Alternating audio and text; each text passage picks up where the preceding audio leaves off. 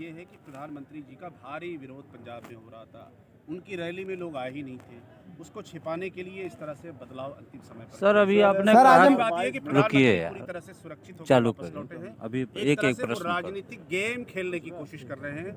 उनको लगता है कि इस तरह के बयान देने के बाद शायद उनको कुछ राजनीतिक लाभ मिल जाएगा, लेकिन पंजाब की जनता, उत्तराखंड की जनता, उत्तर प्रदेश की जनता, गोवा और मणिपुर की जनता भी प्रधानमंत्री को स्वीकार करने। ये 2022 में सर आप बता रहे हैं कि आजमगढ़ अहम कड़ी है, इसके बारे में क्या कहेंगे बताने देखिए, आजमगढ़ अहम कड़ी इसलिए है कि कांग्रेस पार्टी का जो दोबारा कांग्रेस पार्टी एक तरह से देश की राजनीति में वापस आई थी, उसमें आजमगढ़ की प्रमुख भूमिका थी।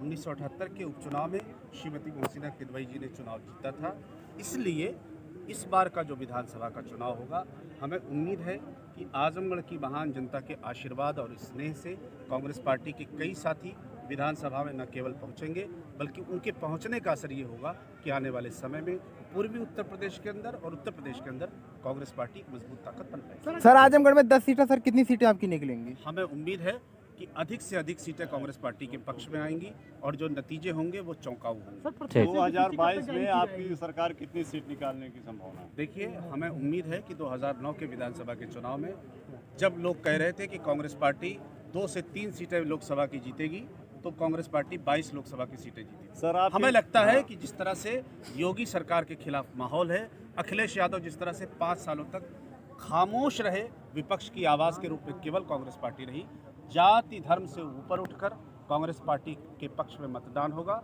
और कांग्रेस पार्टी इस राज्य के अंदर सबसे बड़े दल के रूप में निकल कर आएगी। सर आपकी इस पार्टी किस किस मुद्दे पर चुनाव लड़ेगी?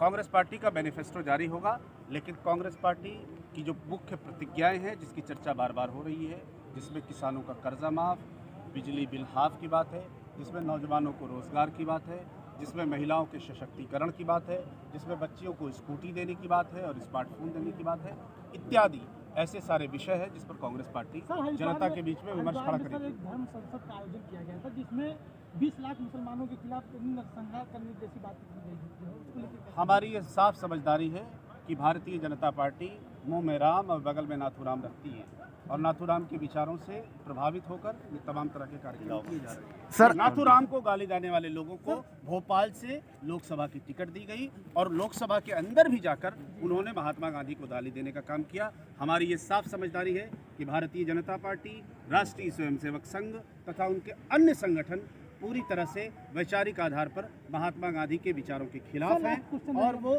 पूरी तरह से नाथूराम गोडसे के साथ खड़े हैं। लास्ट क्वेश्चन मेरा ये रहेगा, अगर 2024 में कांग्रेस की सरकार बनती है केंद्र में, तो क्या धारा 377 जो जम्मू कश्मीर से खत्म किया गया, क्या उसको बहाल किया जाएगा वापस? देखिए, 2022 के चुनाव के विमर्श पर बात हो रही है। 2024 का जब लोकसभा का चुनाव आएगा तो उसमें मैनिफेस्टो भी हम जारी करेंगे, अन्य बातें भी हम जारी करेंगे। 2024 के चुनाव पर हम चर्चा करेंगे, लेकिन 2022 के चुनाव पर राज्य की योगी सरकार के फेलिवर पर उनको जवाब देना पड़ेगा। कांग्रेस पार्टी मुख्य विपक्षी दल होने के नाते राज्य की सरकार से जो जो उनका फेलिवर है और राज्य की जनता के साथ जो उन्होंने कुटाराघात किया है, उस पर हम सवाल करते हैं। सर आपकी पार्टी कब जो प्रत्याशी की लीड घोषित करेगी? हमें उम्मीद है कि जल्द से जल्द कांग्रेस पार्टी के प्रत्याशी घोषित हो जाएंगे। पहली लिस्ट हो सकता है कि हफ्ते 10 दिन में ही आ जाएगी और उसके बाद आगे की लिस्ट जारी होगी और जल्द से जल्द कांग्रेस पार्टी के प्रत्याशी मैदान में आ जाएंगे।